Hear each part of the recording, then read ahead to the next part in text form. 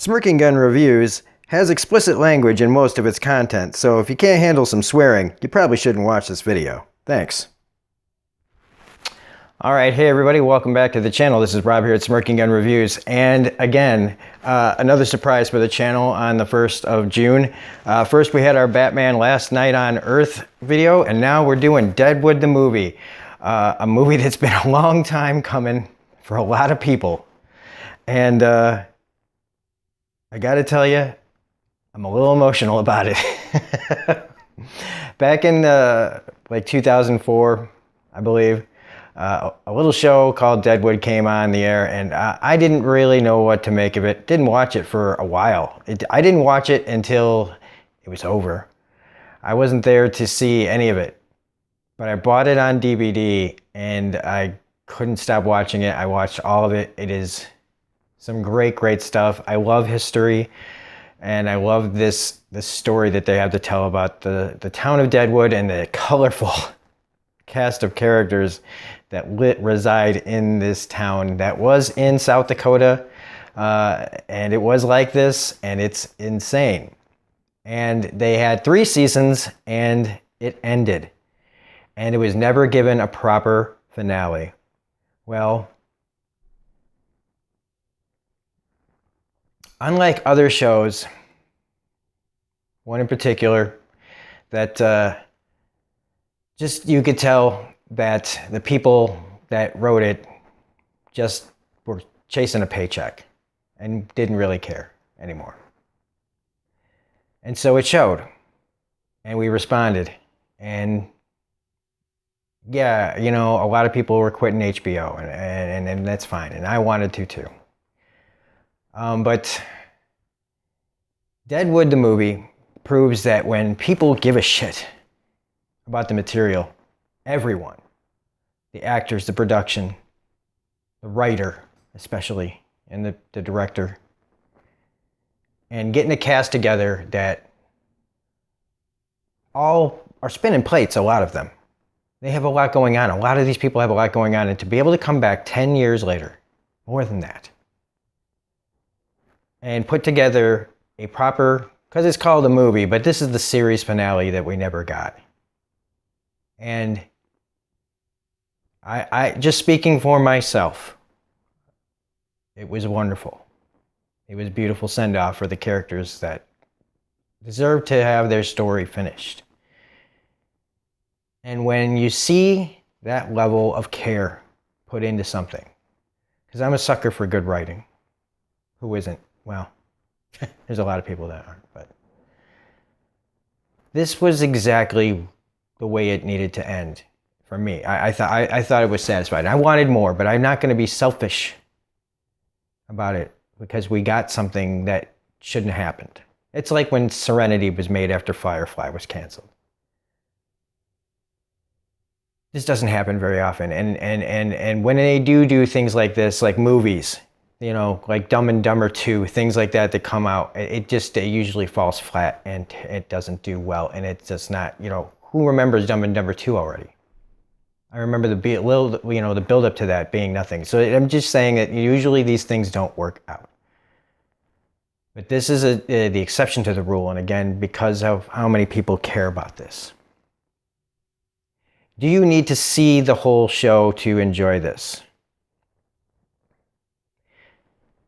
I think there'll be a fair amount of people that have never seen the show that'll probably watch this, and it'll be fine. But this is for the people who care about Deadwood, not just the fans of the show, but for the people that are behind it.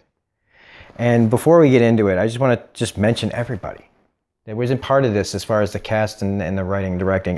David Milch crafted a great goodbye, and it's just so great to see a good writer who cares about, literally, you know, you can feel the care in all the characters. And even though not everybody gets their time to shine as much as other characters in this, it's amazing.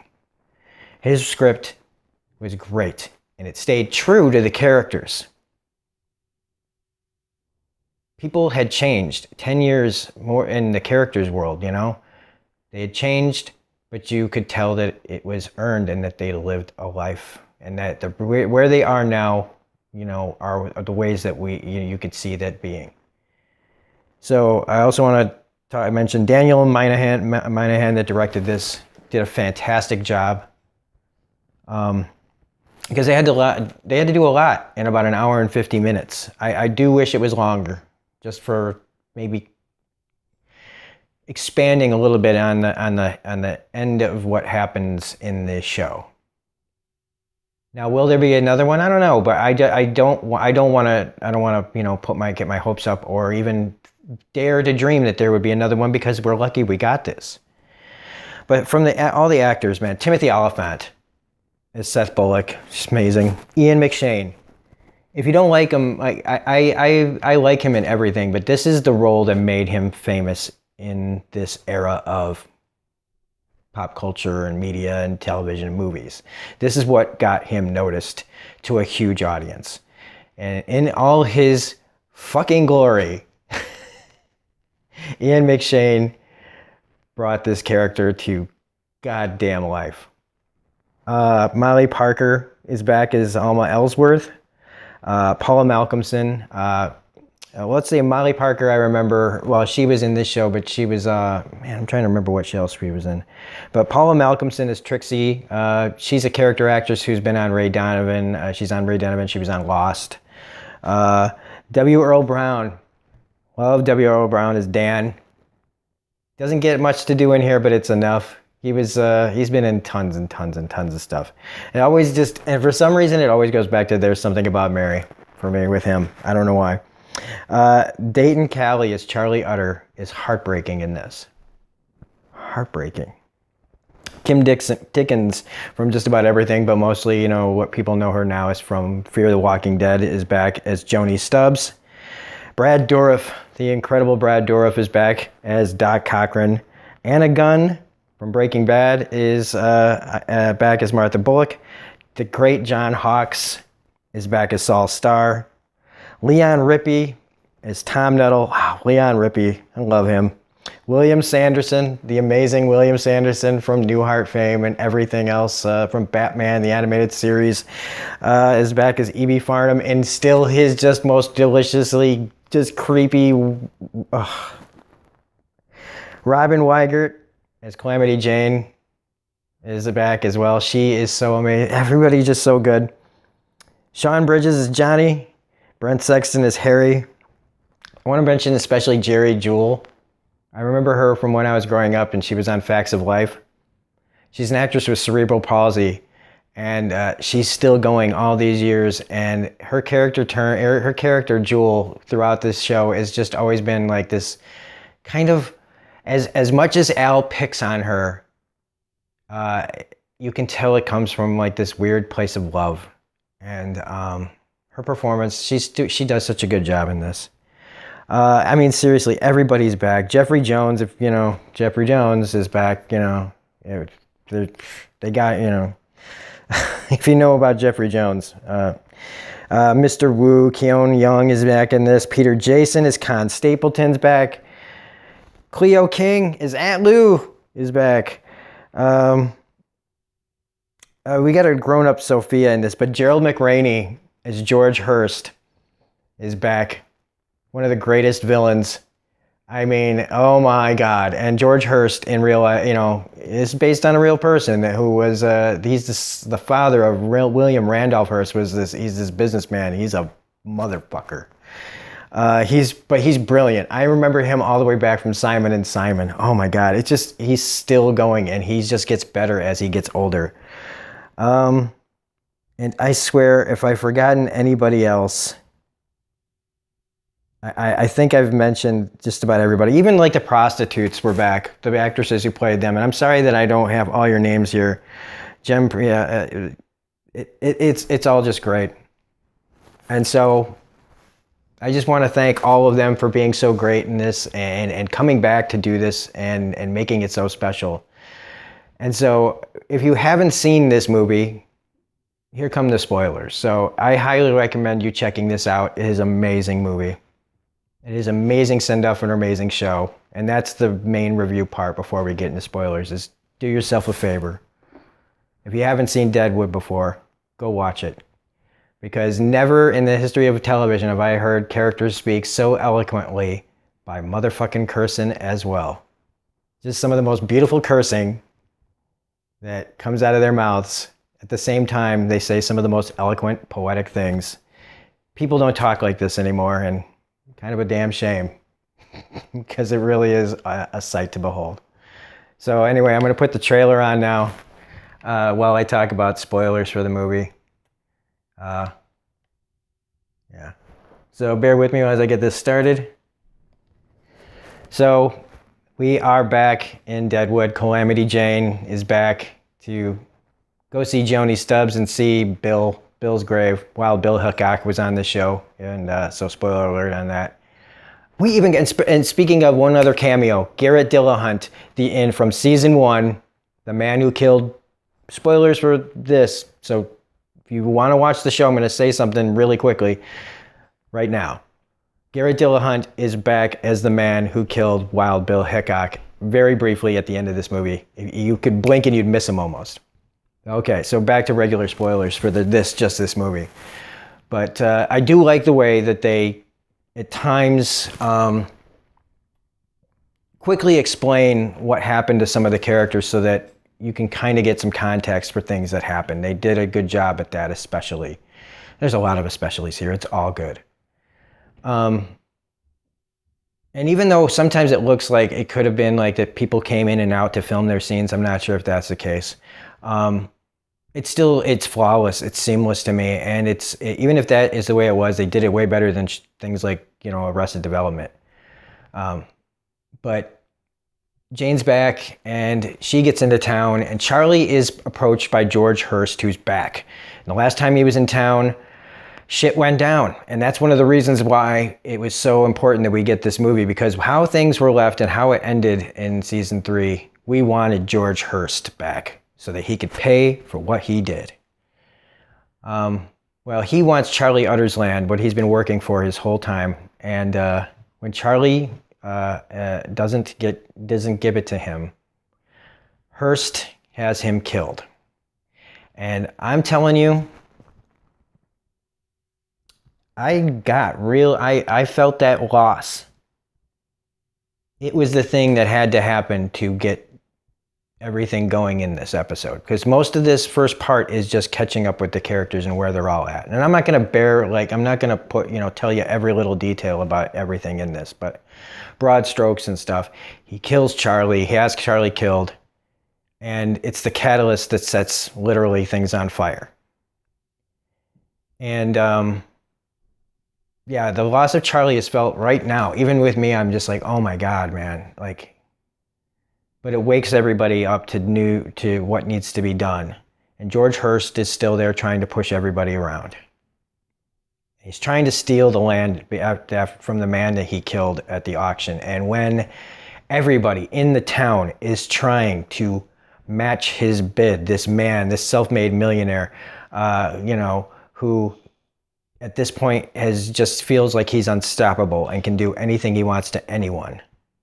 Like a lot of the people that ended up having power in this country. They just took it and did whatever they had to keep it. And George Hurst is no different, So, but the whole town trying to outbid him. And when you think he's going to win, it's when Mrs. Ellsworth sees that he's going to win and outbids him and wins it and sends him with his tail between his legs. But he's not done yet, because the man that was a witness to Charlie's murder, they tried to have him killed.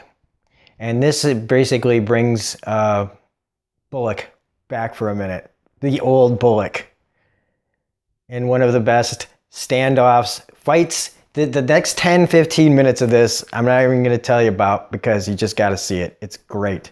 Seth and everybody, it's like gunfight at the OK Corral, kind of. It's going down, and it's intense. It's amazing. We get that one last great, well, there's still some more to come, but great moments of Deadwood that just takes you right back to the way it was on the show.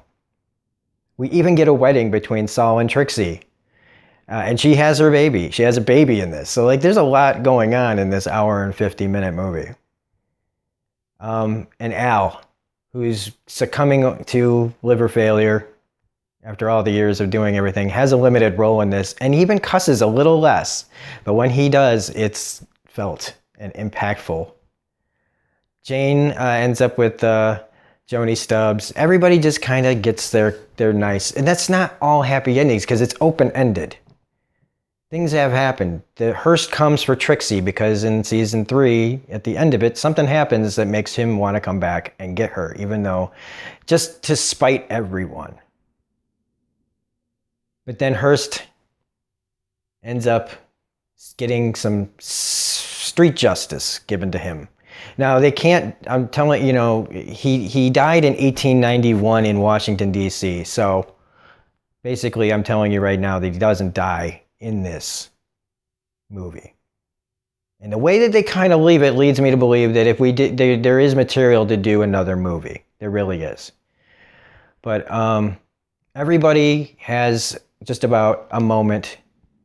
And however you feel about HBO right now, this is proof that given the right people and the right writers and people who give a shit and not checked out and not trying to just chase a paycheck can make a great, great thing.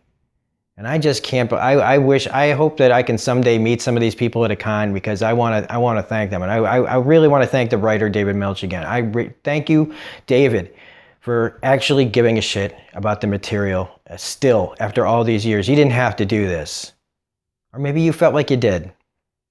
But either way, it hits me, man. And I don't usually get this way. But this was special. This is now my third thing that I love this year, over all things. Behind Avengers Endgame and Deadly Class Season 1. And once I finish it, probably What We Do in the Shadows Season 1. But this is right there too. As the best of the year. Automatically, yeah. One of the best things of the year. Absolutely. And so, that's about all I'm going to say. I think I've covered everything that I want to talk about because it's just really, really good. And like I said, if you haven't seen Deadwood, go back and check it out. It's something that I'll definitely review for the channel someday when I have time to do it. And then maybe I'll go back and review this, like, you know, in a different way. I don't know. But anyway.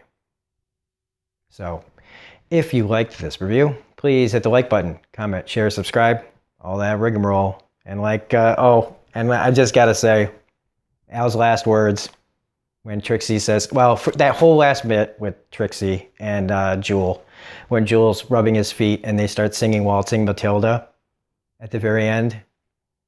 And then Bullock coming home and saying, I'm home, knowing that like he's kind of done with everything and it's over, he's back, his wife doesn't have to worry. And Al singing with Jewel, Waltzing Matilda, and everybody in the bar, Dan and them listening. Never seeing that side of Al.